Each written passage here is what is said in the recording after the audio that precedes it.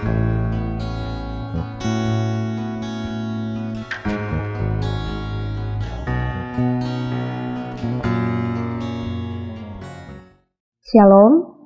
puji Tuhan saudaraku, kita jumpa lagi dalam gerakan membaca Alkitab. Hari ini kita ada di hari ke-136. Mari siapkan kehidupan saudara untuk membaca Alkitab. Sebelumnya kita berdoa. Kami bersyukur Bapa karena Engkau menuntun kami boleh ada di hari ke-136 dalam gerakan membaca Alkitab. Tuntunlah kami dengan kuasa Roh Kudus agar supaya apa yang akan kami baca dan dengarkan dapat kami mengerti dan kami mampu untuk melakukan firman dalam hidup kami. Dalam nama Tuhan Yesus kami berdoa. Amin. Saudara, pembacaan Alkitab di hari ini dalam kitab 2 Tawarik pasal 25 sampai 28. Demikian firman Tuhan. Amasya berumur 25 tahun pada waktu ia menjadi raja, dan 29 tahun lamanya ia memerintah di Yerusalem. Nama ibunya ialah Yoadan dari Yerusalem. Ia melakukan apa yang benar di mata Tuhan, hanya tidak dengan segenap hati. Segera sesudah kuasa kerajaan itu kokoh di tangannya, dibunuhnyalah pegawai-pegawainya yang telah membunuh raja, yaitu ayahnya. Tetapi anak-anak mereka tidak dihukum mati olehnya, melainkan ia bertindak sesuai dengan apa yang tertulis dalam Taurat, yakni kitab Musa, di mana Tuhan telah memberi perintah, janganlah ayah mati karena anaknya, janganlah juga anak mati karena ayahnya, melainkan setiap orang harus mati karena dosanya sendiri. Lalu Amasya mengumpulkan orang Yehuda dan menyuruh mereka, yakni seluruh orang Yehuda dan Benyamin, berdiri menurut puak-puaknya di bawah kepala-kepala pasukan 1.000 dan kepala-kepala pasukan 100. Ketika ia menghitung mereka yang berumur 20 tahun ke atas, didapatinya 300.000 teruna yang sanggup keluar berperang dengan tombak dan perisai. Selain itu ia menyewa 100.000 pahlawan yang gagah perkasa dari Israel dengan bayaran 100 talenta perak. Tetapi seorang abdi Allah datang kepadanya dan berkata, "Ya Raja, janganlah tentara Israel dibiarkan bergabung kepada tuanku, karena Tuhan tidak menyertai Israel, yakni semua Bani Efraim ini. Dan jikalau mereka bergabung juga, bagaimanapun juga perbuatan dan kekuatanmu di dalam perang, Allah akan menggelincirkan engkau di depan musuh, sebab Allah mempunyai kuasa untuk menolong dan menggelincirkan." Lalu kata Amasya kepada abdi Allah itu, "Bagaimana dengan 100 talenta yang telah kuberikan kepada pasukan-pasukan Israel itu?" Jawab abdi Allah itu, "Tuhan dapat memberikan lebih daripada itu kepadamu." Kemudian Ahazia memisahkan pasukan yang datang bergabung kepadanya dari Efraim, supaya mereka kembali ke tempat tinggalnya. Maka sangat marahlah mereka terhadap Yehuda. Mereka kembali ke tempat tinggalnya dengan marah yang menyala-nyala. Amasya mendapat keberanian, lalu memimpin rakyatnya ke lembah Asin dan memukul kala 10.000 orang dari Bani Seir. Selain itu 10.000 orang ditawan hidup-hidup oleh Bani Yehuda dan dibawa ke suatu puncak bukit batu. Lalu mereka dicampakkan dari puncak bukit batu itu sehingga hancurlah mereka semua. Tetapi orang-orang dari pasukan yang dipulangkan Amasya dan yang tidak diperbolehkan ikut berperang dengan dia menyerbu kota-kota di Yehuda dari jurusan Samaria sampai ke Bet-Horon dan menewaskan 3.000 orang penduduknya dan merampas banyak jarahan. Ketika Amasya kembali setelah mengalahkan orang-orang Edom itu, ia mendirikan para Allah Bani Seir yang dibawanya pulang sebagai Allahnya. Ia sujud menyembah kepada Allah-Allah itu dan membakar korban untuk mereka. Maka bangkitlah murka Tuhan terhadap Amasya.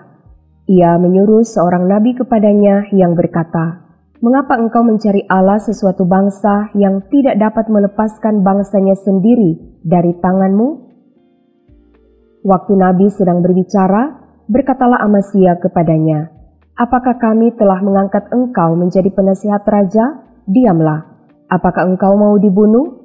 Lalu diamlah nabi itu setelah berkata, "Sekarang aku tahu bahwa Allah telah menentukan akan membinasakan engkau, karena engkau telah berbuat hal ini dan tidak mendengarkan nasihatku." Kemudian Amasya Raja Yehuda mengadakan perundingan, lalu menyuruh orang kepada Yoas bin Yoahaz bin Yehu Raja Israel, mengatakan, "Mari kita mengadu tenaga." Tetapi Yoas Raja Israel menyuruh orang kepada Amasya Raja Yehuda, mengatakan, "Onak yang di Gunung Libanon mengirim pesan kepada pohon aras yang di Gunung Libanon, bunyinya, 'Berikanlah anakmu perempuan kepada anakku laki-laki menjadi istrinya.' Tetapi binatang-binatang hutan yang ada di Gunung Libanon itu berjalan lewat dari sana, lalu menginjak onak itu. Pikirmu, engkau sudah mengalahkan Edom, sebab itu hatimu mengangkat-angkat dirimu untuk mendapat kehormatan. Sekarang tinggal saja di rumah. Untuk apa engkau menantang malapetaka sehingga engkau jatuh dan Yehuda bersama-sama engkau?" Tetapi Amasya tidak mau mendengarkan, sebab hal itu telah ditetapkan Allah yang hendak menyerahkan mereka ke dalam tangan Yoas, karena mereka telah mencari Allah orang Edom. Sebab itu majulah Yoas Raja Israel, lalu mengadu tenagalah mereka, ia dan Amasya Raja Yehuda, di Bet-Semes yang termasuk wilayah Yehuda. Yehuda terpukul kalah oleh Israel, sehingga masing-masing lari ke kemahnya. Yoas Raja Israel menangkap Amasya Raja Yehuda, anak Yoas bin Yoahaz, di Bet-Semes. Lalu Yoas membawa dia ke Yerusalem. Ia membongkar tembok Yerusalem dari pintu gerbang Efraim sampai ke pintu gerbang sudut, 400 hasta panjangnya. Sesudah itu ia mengambil segala emas dan perak dan segala perkakas yang terdapat dalam rumah Allah dan yang berada di bawah pengawasan keluarga Obed-Edom, juga perbendaharaan istana raja dan orang-orang sandera. Kemudian pulanglah ia ke Samaria. Amasya bin Yoas Raja Yehuda masih hidup 15 tahun lamanya sesudah Yoas bin Yoahaz Raja Israel mati.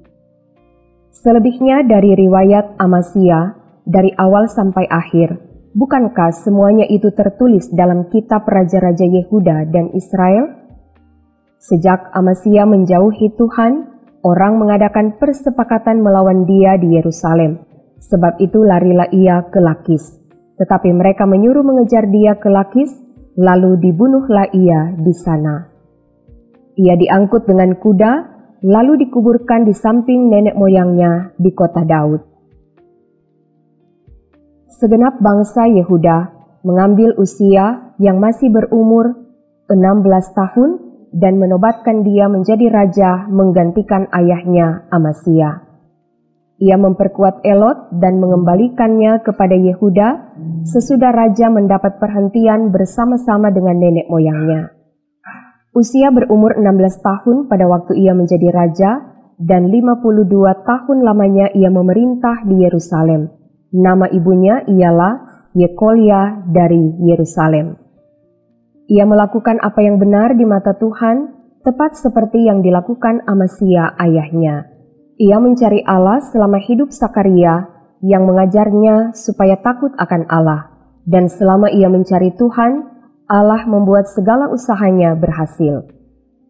Maka majulah ia berperang melawan orang-orang Filistin dan membongkar tembok Gad, Yabne, dan Asdod. Lalu mendirikan kota-kota di sekitar Asdod dan di lain-lain wilayah orang Filistin. Allah menolongnya terhadap orang Filistin dan terhadap orang Arab yang tinggal di Gur Baal dan terhadap orang Meunim. Orang-orang Amon membayar upeti kepada Usia. Namanya termasyur sampai ke Mesir karena kekuatannya yang besar. Usia mendirikan menara di Yerusalem di atas pintu gerbang sudut, di atas pintu gerbang lebak, dan di atas penjuru, serta mengokohkannya. Ia mendirikan juga menara-menara di padang gurun dan menggali banyak sumur karena banyak ternaknya, baik di dataran rendah maupun di dataran tinggi. Juga ia mempunyai petani-petani dan penjaga-penjaga kebun anggur di gunung-gunung dan di tanah yang subur karena ia suka pada pertanian. Selain itu, Uzia mempunyai tentara yang sanggup berperang, yang maju berperang dalam laskar-laskar menurut jumlah anak buah yang dicatat oleh Panitra Yehiel dan penata usaha Maaseya di bawah pimpinan Hananya, salah seorang panglima raja. Kepala-kepala puak pahlawan-pahlawan yang gagah perkasa itu seluruhnya berjumlah 2.600 orang. Di bawah pimpinan mereka terdapat satu bala tentara terdiri dari 307.500 orang yang gagah perkasa dalam berperang untuk membantu raja dalam menghadapi musuh. Uzia memperlengkapi seluruh tentara itu dengan perisai, tombak, ketopong, baju sirah, busur, dan batu umban. Ia membuat juga di Yerusalem alat-alat perang ciptaan seorang ahli yang dapat menembakkan anak panah dan batu besar untuk ditempatkan di atas menara-menara dan penjuru-penjuru. Nama raja itu termasyhur sampai ke negeri-negeri yang jauh karena ia ditolong dengan ajaib sehingga menjadi kuat. Setelah ia menjadi kuat, ia menjadi tinggi hati sehingga ia melakukan hal yang merusak. Ia berubah setia kepada Tuhan Allahnya dan memasuki bait Tuhan untuk membakar ukupan di atas mezbah pembakaran ukupan. Tetapi Imam Asaria mengikutinya dari belakang bersama-sama 80 imam Tuhan, orang-orang yang tegas. Mereka berdiri di depan Raja Uzia dan berkata kepadanya, "Hai Uzia, engkau tidak berhak membakar ukupan kepada Tuhan. Hanyalah imam-imam keturunan Harun yang telah dikuduskan yang berhak membakar ukupan. Keluarlah dari tempat kudus ini, karena engkau telah berubah setia. Engkau tidak akan memperoleh kehormatan dari Tuhan Allah karena hal ini." Tetapi Uzia dengan bokor ukupan di tangannya untuk dibakar menjadi marah. Sementara amarahnya meluap terhadap para imam, timbullah penyakit kusta pada dahinya di hadapan para imam di rumah Tuhan, dekat mezbah pembakaran ukupan. Imam kepala Asaria dan semua imam lainnya memandang kepadanya, dan sesungguhnya ia sakit kusta pada dahinya. Cepat-cepat mereka mengusirnya dari sana, dan ia sendiri tergesa-gesa keluar, karena Tuhan telah menimpakan tulah kepadanya.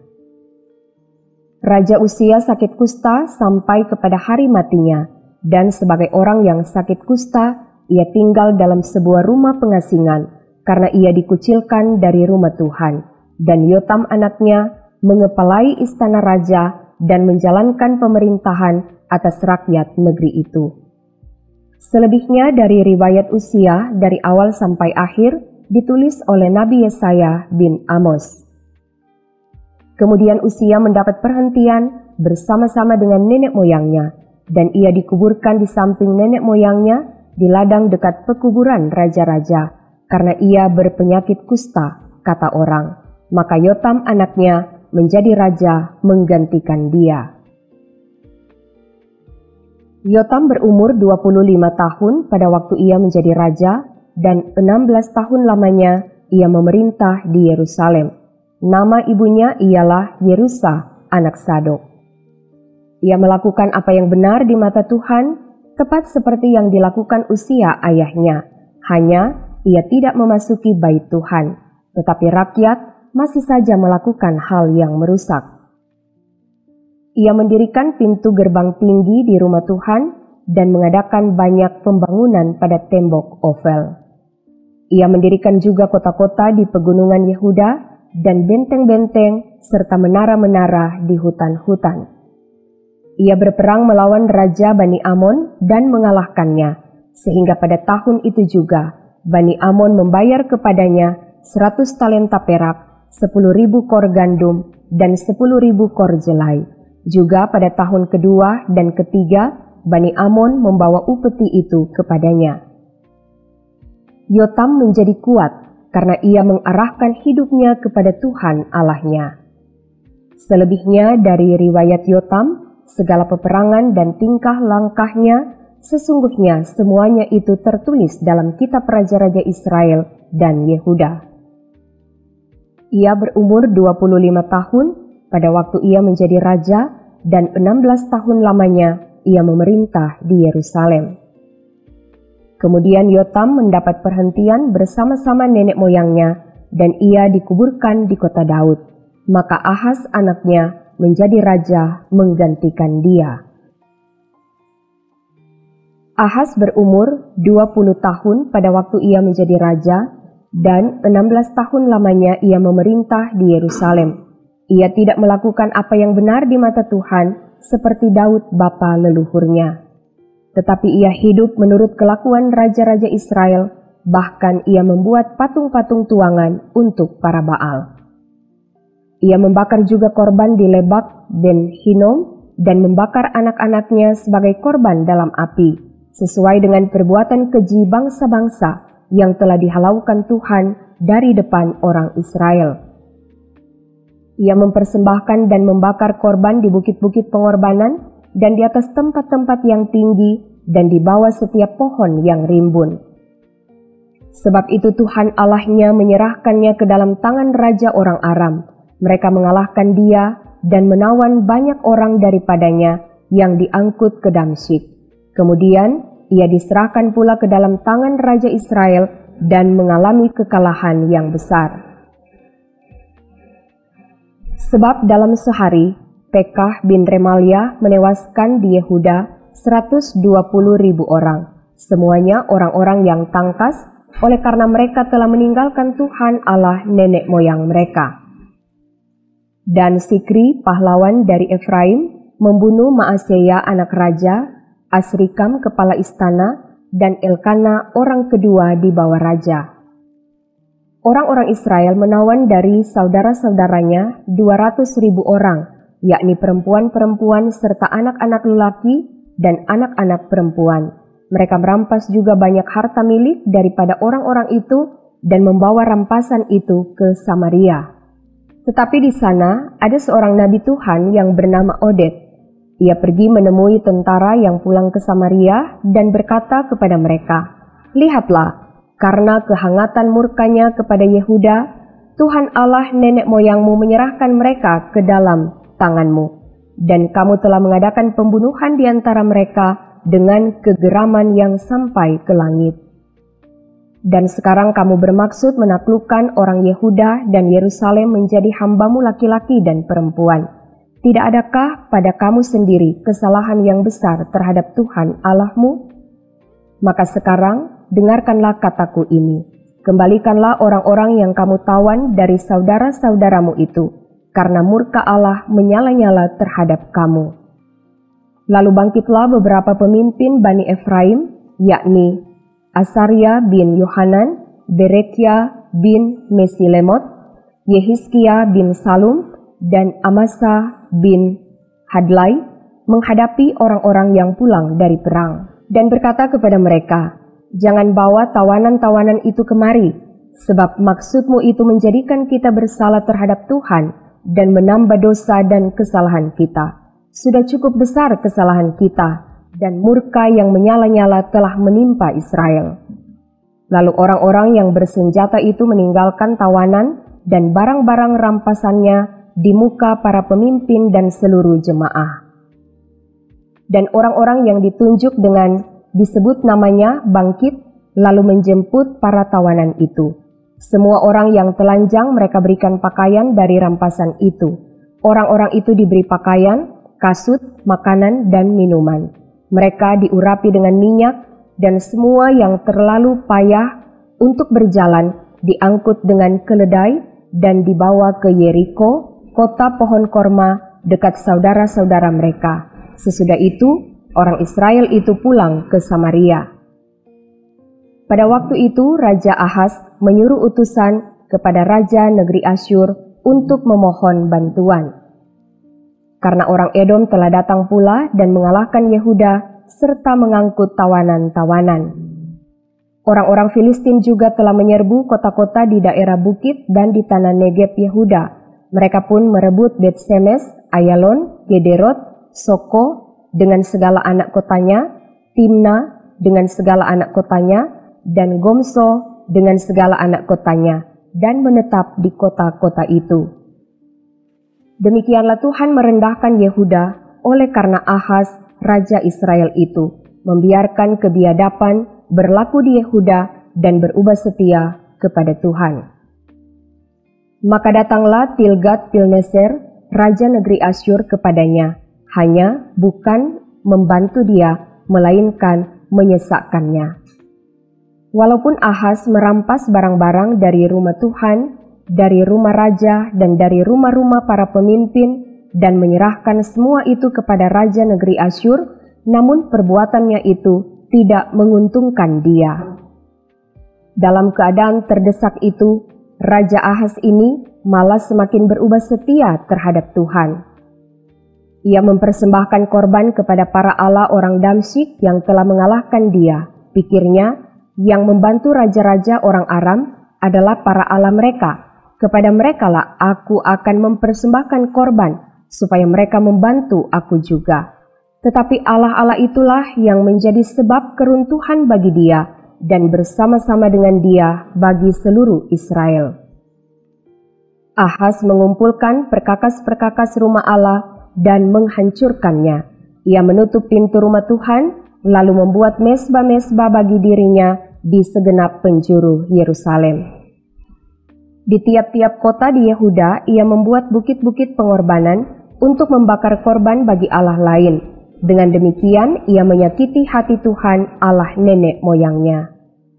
Selebihnya dari riwayatnya dan seluruh tingkah langkahnya, dari awal sampai akhir, sesungguhnya semuanya itu tertulis dalam kitab raja-raja Yehuda dan Israel. Kemudian Ahaz mendapat perhentian bersama-sama dengan nenek moyangnya dan dikuburkan di dalam kota di Yerusalem, tetapi ia tidak dibawa ke pekuburan raja-raja Israel. Maka Hizkia anaknya menjadi raja menggantikan dia. Demikian pembacaan Alkitab, mari kita berdoa. Terima kasih ya Tuhan, atas waktu dan kesempatan kami boleh membaca Alkitab di hari ini. Diberkatilah setiap orang yang tetap tekun dan setia untuk mengambil bagian dalam gerakan membaca Alkitab. Biarlah kehidupan beriman kami semakin dikuatkan oleh Tuhan. Terima kasih ya Tuhan. Ini doa kami dalam nama Yesus. Amin. Demikian, kita sudah membaca bagian Alkitab di hari ke-136. Terima kasih telah bersama-sama mengambil bagian dalam gerakan membaca Alkitab. Tuhan Yesus memberkati. Shalom.